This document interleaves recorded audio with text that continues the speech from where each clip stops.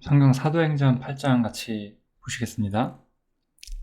사도행전 8장이 사실 굉장히 중요한데 무슨 엄청나게 많은 교훈이 있다라기보다는 이 교리적인 측면에서도 굉장히 중요하고, 또 우리가 성경이라는 책을 이해하는 측면에서도 굉장히 중요합니다. 그래서 제가 이번에는 아마 그런 이야기들을 어느 정도 같이 해야만 할 것 같고요. 최대한 좀 간결하게 이야기를 해보겠습니다. 일단은 사울의 등장에 대한 이야기가 나오죠. 이 바울이 되는 사람, 사울. 이 사람이 스데반을 박해하고 그가 죽는 것을 마땅히 여기고, 또 이제 다른 성경에 보면 가편투표를 했다, 이렇게 이야기가 나오기도 하죠. 사실 성경이라는 책은 이 기록물이잖아요. 이 성경이라는 것은 근본적으로 우리가 이해해야 될 게 뭐냐면은 기록물이에요. 기록물. 과거의 어떤 역사를 기록을 해놓은 거죠. 그리고 우리가 이 기록물에 대해서 엄청난 신빙성이 있다라고 주장을 하는 거고, 사실 우리 믿는 사람에 있어서는 이것이 신빙성의 차원을 넘어서서 완벽한 진리다라고 이야기를 하는 거죠. 그래서 여기서 이 사도 바울이라는 사람이 원래는 사울이었고 이스라엘을 박해하던 사람이었는데, 갑자기 사람이 변해서 예수 그리스도를 박해하던 사람이 갑자기 예수님의 가장 헌신적인 추종자가 되는 거잖아요. 특히 이 사울은 이름상 큰 자였어요. 이 사울의 이름은 큰 자라는 뜻이죠. 쉽게 말하면 바울은 작은 자예요. 큰 자로 살던 사람이 갑자기 예수를 만나더니 작은 자가 돼요. 그 역사가 기록이 되어 있는 거고, 그 역사를 보면서 저분이 누구시길래 저런 사람이 저렇게 바뀔 수가 있는 것인가, 우리가 이런 생각을 하게 해주는 책이죠. 성경이라는 것은. 성경은 예수님과 그 예수님을 믿었던 사람들의 기록들을 통해서 하나님이 과연 누구시며 예수님이 과연 누구신가를 우리한테 증거하고 있다, 이렇게 생각하시면 될 것 같고요. 여기서 이제 첫 번째로 중요한 어떤 기점 하나가 등장을 하게 되죠. 스데반이 죽으면서, 이 스데반이라는 것은, 이 스데반이라는 사람이 죽는다는 사건은 굉장히 중요한데, 사람이 무언가 화가 난다고 해서 사람을 막 아무 때나 죽이진 않죠. 이 당시 예루살렘에 있던 유대인들이 이 교회가 굉장히 마음에 안 들었거든요. 이 예수를 믿는다는 이 예수쟁이들이 엄청나게 마음에 안 들었는데, 참고 있다가 스데반을 죽이죠. 이 죽인 다음에 이제 이 사람을 죽인 이후부터 일종의 끈이 끊어진 거죠. 그 자신들의 어떤 도덕적인 측면에서 저들을 정말 죽이고 싶었지만 참고 있었는데 그게 끊어져 버리면서 본격적으로 박해가 시작이 됩니다. 이거는 참 우리가 생각을 되게 많이 해보게 되는 장면이에요.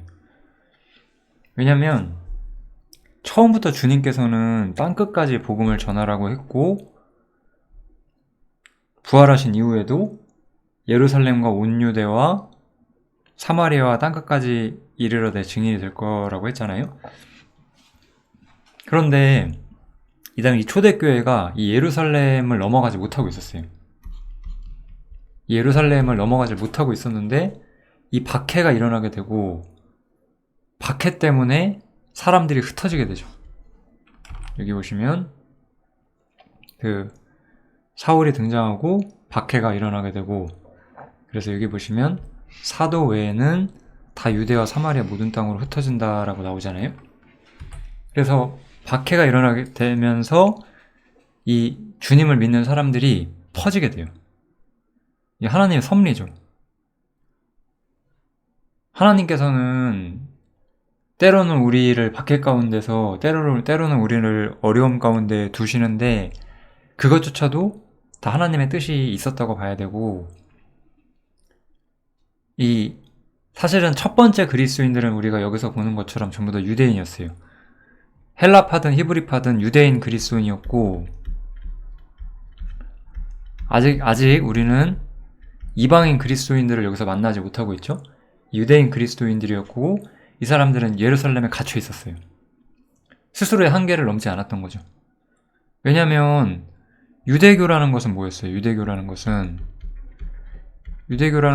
두 가지의 특징이 있는 거죠. 아브라함의 후손이어야 되고, 모세를 통해서 전해지는 하나님의 말씀을 받는 사람. 이것이 바로 유대교의 어떤 절대적인 특성이 되는 거죠. 이방인은 그러니까 아브라함의 후손도 아니고 모세의 법과도 상관이 없는 사람들이었기 때문에 이 사람들은 자신들, 유대인들 사이에서만 이 하나님을 전하고 있었다는 거죠. 그러다가 스데반이 죽고 나서 사람들이 퍼지게 되고, 이 퍼져나간 사람들이 두루 다니면서 복음의 말씀을 전하게 되는데, 그러면서 이제 이 사마리아에 들어가게 되는 거예요. 여기서 우리는 사도행전 1장의 중요한 말씀이 이 성취되고 있는 걸 볼 수가 있어요. 예루살렘과 온 유대와 사마리아와 땅끝까지. 근데 예루살렘과 온 유대는 기본적으로 이 유대교 시스템 이 안에 들어가 있기 때문에 온 유대의 복음이 들어가는 건 성경에서 기록되어 있지 않고 바로 이 사마리아에 대한 이야기가 나오게 되는 거죠. 그래서 사마리아에 이제 빌립이 좀 많은 일을 하게 되는데, 이 빌립의 말을 듣고 빌립에만 행하는 표적도 보고 하면서 많은 사람들이 예수님을 믿게 되는 거예요. 여기 여러 가지 표적도 임하게 되고, 그래서 그 성에 큰 기쁨이 있더라 이렇게 말하면서 이제 예루살렘의 한계를 넘어서 사마리아로 복음이 전해지게 되죠. 여기서 이제 굉장히 특이한 사건이 하나 발생을 하게 돼요. 여기 보시면 예루살렘에 있는 사도들이 사마리아도 하나님의 말씀을 받았다함을 듣고 베드로와 요한을 보내매 이렇게 나오죠. 이 사마리아에 복음이 들어갔다는 소식을 듣고 베드로와 요한이 옵니다. 사마리아로. 그들이 내려가서 저희를 위하여 성령 받기를 기도하니 이는 아직 한 사람에게도 성령 내리신 일이 없었다라고 나오죠. 우리가 아마 사실 대부분의 구원받으신 그리스도인들은 이 믿을 때, 우리가 믿음을 가질 때 성령을 받게 된다라고 아마 배우실 거예요. 아니실 수도 있지만요. 근데 이제 때로 어떤 사람들은 믿음을 가지는 것과 이 성령을 받는 문제는 별개의 문제다라고 주장을 하는 사람들이 있죠. 여러 가지 예가 있어요. 그 중에서 가장 많이 사용하는 성경이 바로 이거죠. 봐라, 이 사마리아 사람들이 이미 믿은 후에 나중에 성령을 받지 않냐 이렇게 말하고 사도행전 2장도 많이 이런 측면에서 이용을 하거든요. 아니, 베드로나 제자들이 예수님 승전에도 예수님을 믿고 따르지 않았냐. 근데 그들에겐 힘이 없었는데 성령을 나중에 받았고 그것을 통해서 능력을 얻은 거 아니냐. 그렇게 말하면서 이게 이제 일종의 우리의 성령을 받음으로써 우리가 성화에 이를 수 있게 된다라고 하는 식으로 접근을 하는 거죠. 굉장히 유명한 목사님들도 이렇게 이야기를 합니다. 굉장히 복음주의적인 가르침을 가지신 분들도 이런 말을 할 때가 있어요. 제가 이 이야기를 마틴 로이드 존스 목사가 하거든요. 제가 마틴 로이드 존스 목사의 어떤 그 열정, 뭐라고 해야 되죠? 세상과 섞이지 말고 기독교는 순결해야 한다 이런 것들을 굉장히 주장하시는 분인데, 그분의 설교를 어린 시절 많이 들었어요. 지금은 사실 오류가 많다고 생각이 들어서 듣진 않지만, 근데 이 얘기를 해요, 그분이. 이 성령 세례를 받는 것처럼 우리도 이렇게 성령을 받음으로써 우리의 삶이 더 힘있게 되는 것이다. 그러니까 이제 요즘 교회는 여러 가지 모습들이 나오죠. 정말로 거듭난 사람들도 내가 이미 성령은 받았다. 성령을 받았지만 이거는 성령 세례로서 성령의 능력이 내 안에 다시 한번 불일 듯 일어나는 두 번째 능력이다. 이런 또 신비적인 능력으로서 우리의 삶을 변화시키는 능력으로서 한 번 더 찾아온다. 그러니까 그런 주장들이 있었죠. 절대적으로 오릅니다. 제가 그 얘기를 하려고 지금 이 얘기를 하는 거예요. 그럼 왜 이 상황에서는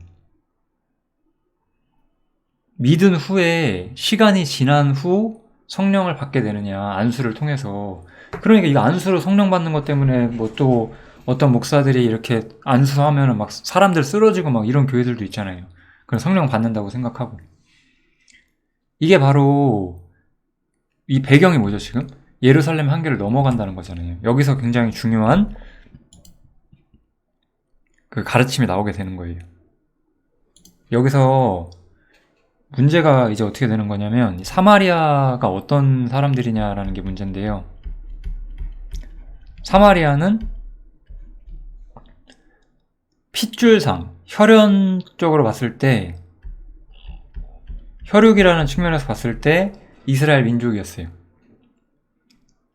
이제 이 사마리아라는 게 이제 역사적으로 뭐냐면은 그 구약 시대 때 아시리아라는 국가가 있었어요. 우리 성경책엔 아수르라고 나오는데 북이스라엘을 아수르가 멸망을 시키는데요. 그때 그 북이스라엘과 섞인 유대인들을 뜻해요.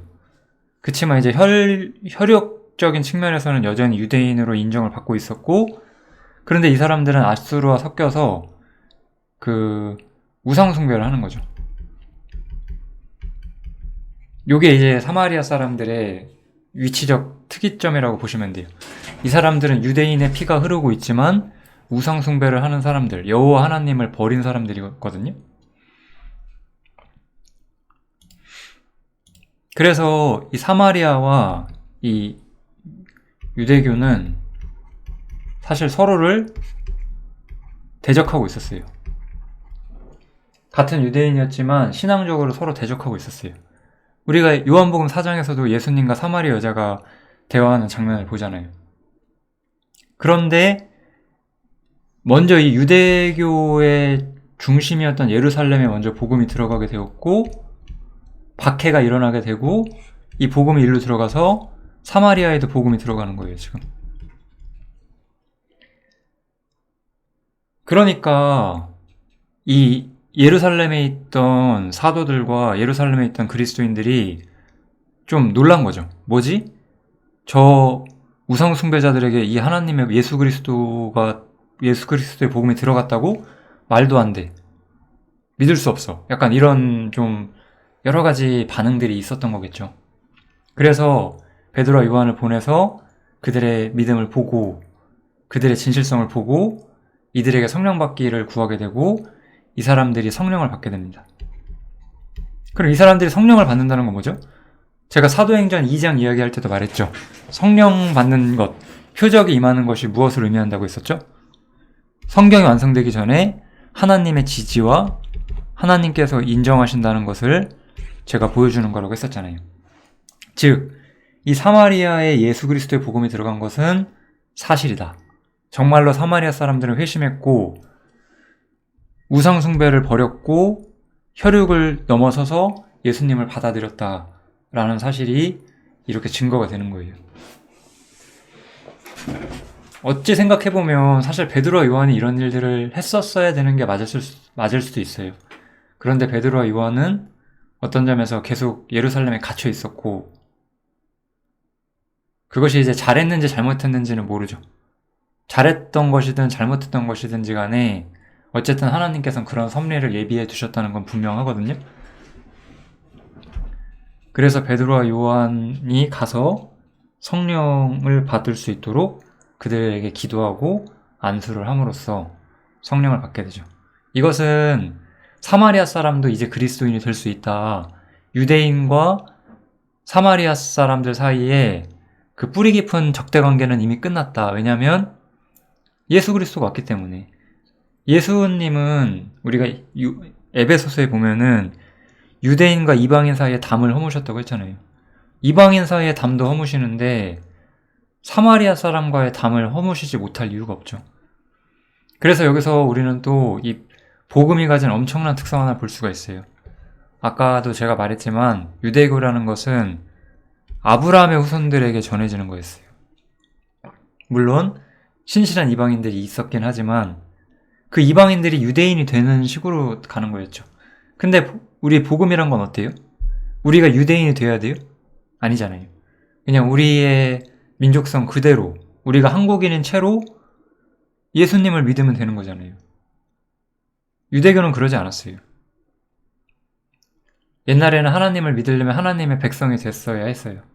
그래서 이방인들도 유대인으로 개종을 하고 유대인이 되었죠. 근데 지금은 그렇지 않잖아요. 그럼 이제 우리가 이런 질문이 생길 수도 있죠. 그러면 예루살렘과 멀리 떨어진 우리나라 같은 데선 복음을 어떻게 들을 수가 있었겠느냐. 그런 건 우리가 알 수가 없어요. 그렇지만 우리가 욥기 같은 책을 본다면 하나님을 알지 못하던 시대에도 하나님에 대한 마음을 가진 사람들이 있었다라는 것도 볼 수 있고, 하나님은 그 모든 사람들에게 공평하고 정직하고 선하게 모든 사람들에게 하나님을 쫓을 기회를 주셨다. 우리가 그런 것은 신뢰할 수가 있는 거죠. 보이지 않지만 우리가 신뢰할 수 있는 거예요. 그래서 여기 있는 성령 세례는 아주 특별한 케이스고, 지금 어떤 기독교인이 예수님을 믿고 죄사함을 받았다고 한 다음에 내가 더 신앙생활 잘하기 위해서는 성령 세례가 필요하다, 성령의 능력이 필요하다, 이런 관점은 거짓이라는 것도 우리가 알고 있어야 됩니다. 아주 중요한 주제라고 볼 수가 있어요. 그 다음에 이 사마리아에는 이 시몬이라는 사람이 있었어요.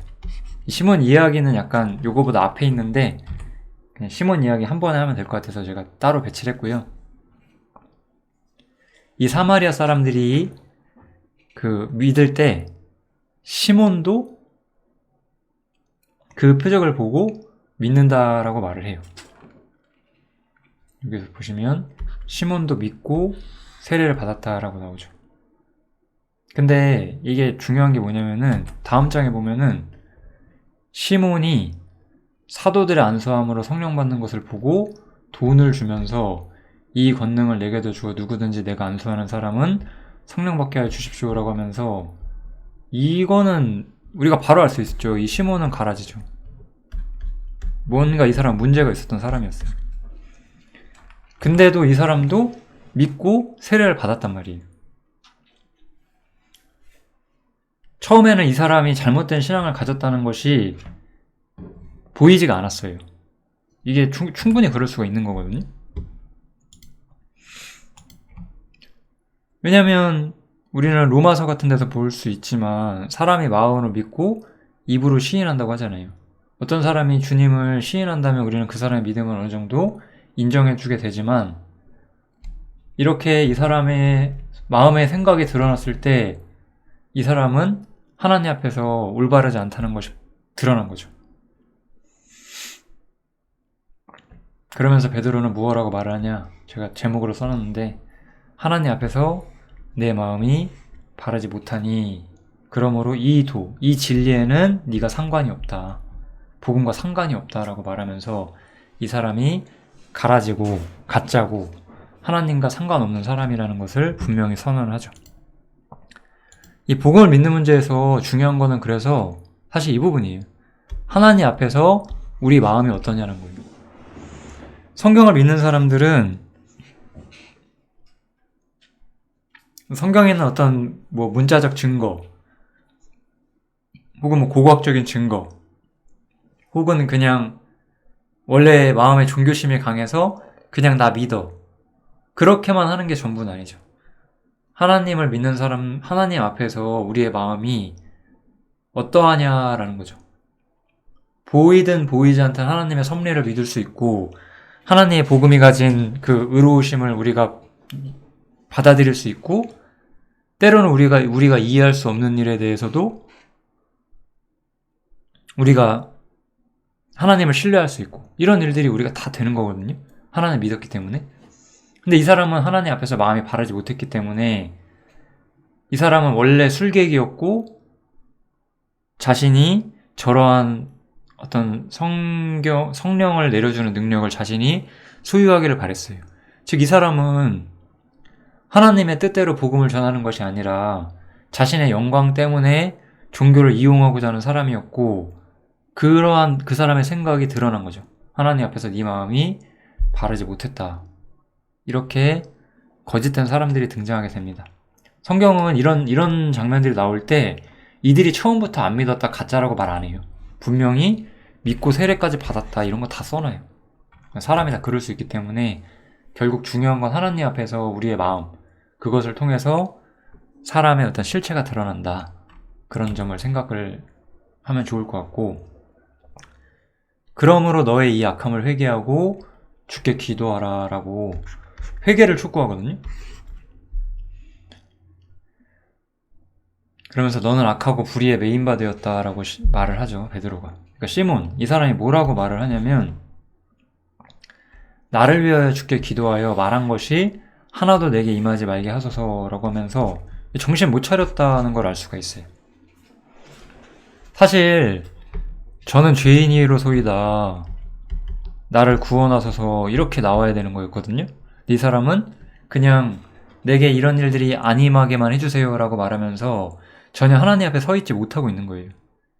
지금도 사실 많은 기독교인이 이런 사람 너무나 많을 거예요. 어떤 점에서 내가 지옥만 안 가면 돼. 내 삶에 뭔가 문제만 없으면 돼. 뭐 그런 것만 생각하는 거죠. 이 하나님 앞에 마음이 바르지가 않은 거예요. 축복만을 바라는 거죠. 아무것도 이해하지 못한 채로. 아, 지옥 안 가 너무 좋아. 하나님이 내 삶 다 잘 되게 해주시겠지. 저는 사실 그리스도인들이라고 하는 사람들이 내 삶이 잘 되는 것만 바라는 걸 보면은 굉장히 사실 의심을 좀 많이 해요. 왜냐면 고난이 우리 앞에 당연하다는 걸 알기 마련이거든요. 주님이 그랬기 때문에. 그들이 뭐 꼭 100% 가라지라서 그런 건 아닐 건데 너무나 연약하고 아무것도 배우지 않은 채로 신앙생활을 하고 있다. 그렇게 생각할 수가 있는 거죠. 그런 사람들은. 마음이 하나님 앞에 바르지가 않았고 하나님이 무엇을 원하시는지도 생각을 안 하고 사는 사람들이었던 거죠. 이 사람은 자신에게 어떤 재앙이 임하지 않기만 바라면서 하나님께로 가고자 하는 생각은 없었다는 걸 여기서 우리가 또한 볼 수가 있습니다. 이렇게 하면서 이제 사마리아의 복음이 전해지는 이야기가 끝나게 되고 이 빌립이라는 사람은 여기서도 굉장히 정말 놀라운 행보를 보여줘요. 이 빌립은 사도가 아니었고 사실은 평범한 사람이었고 우리와 같은 사람이었고 앞으로 우리의 삶이 어떠한지도 보여주는 그런 중요한 사람이지 않을까라고 저는 생각이 듭니다. 이 빌립이라는 사람이 이제 주님의 인도하심을 쫓아서 네가 남쪽으로 가서 예루살렘에서 가사, 이 가사라고 하는 거는 오늘날의 가자지구죠. 팔레스타인하고 맨날 전쟁하는 곳 가자지구, 이제 가자지구 쪽으로 내려가라고 이야기를 하고 있어요. 우리는 이런 식으로 환상 가운데 꿈 가운데 하나님께서 주의 사자가 우리한테 와서 이렇게 가라 라고 하진 않으세요. 우리는 빌립보서 2장에 나온 대로 자신의 기쁘신 뜻을 위하여 우리를 소원을 두고 행하게 하세요. 그래서 우리 마음속에는 소원이 있어요. 빌립과는 다르지만 사실 두 가지 소원이 있을 거예요. 하나님의 뜻 가운데서 내가 꿈꾸고 있는 소원과 나 자신을 위해서 꿈꾸고 있는 소원이 있겠죠. 일단 이거를 구분하는 것이 중요하고 만약에 하나님의 뜻 가운데서 내가 품은 무언가가 있다면 이것을 행할 때는 어떻게 해야 된다? 원망이랑 시비가 없이 해야 한다라고 이야기를 하는 거죠. 왜냐하면 원망과 시비가 붙는다는 거는 내가 하나님의 뜻을 준행하지 못하고 있는 상태로 떨어져 버리는 거기 때문에 원망과 시비 없이 순적히 순적히 하나님의 뜻을 향해서 갈 수 있도록 해야 된다는 거죠. 다만 나 자신의 뜻을 행하는 거랑은 다르기 때문에 이것에 대해서는 우리가 양심적으로 분별을 해야 됩니다. 많은 사람들은 하나님의 뜻을 자신이 알지 못한다라고 말을 해요. 당연히 알지 못하죠. 왜냐하면 하나님을 알려고 하지 않았으니까. 그렇게 말하는 이유 자체가. 하나님의 뜻을 아는 법은 우리가 하늘을 쳐다보고 기도한다고 해서 갑자기 뜻이 보이는 게 아니에요. 하나님이 어떤 분이신지를 알아가면서 내가 어떤 사람과 가깝다면은 그 사람이 마음에 무엇을 품고 있는지를 알 수가 있어요. 그런 거잖아요. 내가 하나님과 가깝다면 난 하나님 원하시는 걸 알 수가 있다는 거죠. 빌립은 하나님이 원하시는 거 알았을 때 주저하지 않았어요. 그래서 내려가는 겁니다. 그래서 여기서 참 또 대단하죠. 빌립이 이 사마리아 전도의 진짜 일선이잖아요. 예를 들어 어떤 기독교인이 이런 일을 경험했다고 하면은 어떻게 하고 싶겠어요? 우리 육신으로는 사마리아에서 자신의 목소리를 드높이면서 이렇게 하고 싶지 않았겠어요? 육신적인 성향이 있을 때 이 사람은 그런 거 필요가 없었어요. 하나님이 가라면 가는 거예요. 사마리아에서 자신이 입지를 다지거나 이런 건 이 사람의 생각이 아니었어요. 그냥 가는 거예요. 우리는 이런 사람들이 되는 거예요. 자신의 이름을 높이기 위해서 그렇게 사는 사람들이 아니에요. 우리들은. 하나님이 이 사람을 저리로 보내신 이유가 있었죠. 바로 이 에디오피아 내시를 위해서. 이 에디오피아의 내시가 하나님을 예배하려고 예루살렘에 왔다가 돌아가고 있었어요. 그러니까 이 사람은 유대교에 대해서 어느 정도 아는 바가 있었던 거죠. 그죠? 이렇게 이방인들도 유대인처럼 유대교의 질서를 지키는 사람들로서 살아왔던 거예요. 과거에는. 그리고 이제 예루살렘 왔다 가면서 이사야 성경을 읽고 있었죠. 그래서 우리가 보는 것처럼. 성령님께서 이제 빌립한테 저 병거로 가라 이렇게 이야기를 하시는 거예요. 그러니까 하나님께서 찾아주셨어요. 우리가 말씀을 어디로 전해야 하는지 누구에게 전해야 하는지를 이렇게 열어주시는 케이스가 나오게 됩니다. 사실은 이게 전부죠. 우리가 할 수 있는 건 아무것도 없거든요. 물론 우리는 지금 우리로서는 누가 이것을 받을 준비가 됐는지 알 수가 없기 때문에 아무쪼록 많은 사람들한테 전해야 되지만 결국 사람의 마음을 열고 복음을 넣어주시는 것은 하나님 자신이시죠. 빌립이 내려가서 선지자 이사야의 글 읽는 것을 듣고 말하되 읽는 것을 깨달았느냐 이러면서 이제 이야기를 시작을 해요. 지도하는 사람이 없으니 어찌 깨달을 수가 있겠냐라고 하면서 내가 배우고 싶다라고 이야기를 하는 거죠. 그래서 빌립을 병거에 와서 같이 앉자고 하고 빌립한테 성경을 배우기 시작을 합니다. 그래서 이사야 53장을 같이 공부를 하죠. 이거는 너무나 유명한 성경이기 때문에 다들 아시죠? 그래서 마지막에 이 내시가 빌립한테 물어요. 선지자가 이 말을 한 것이, 이사야가 이 말한 것이 누구를 가리키는 것이냐, 자기냐 아니면 타인이냐라고 하면서 여기 이런 거죠. 털 깎는 자 앞에 있는 어린 양의 잠잠함과 같이 그 입을 열지 않았다.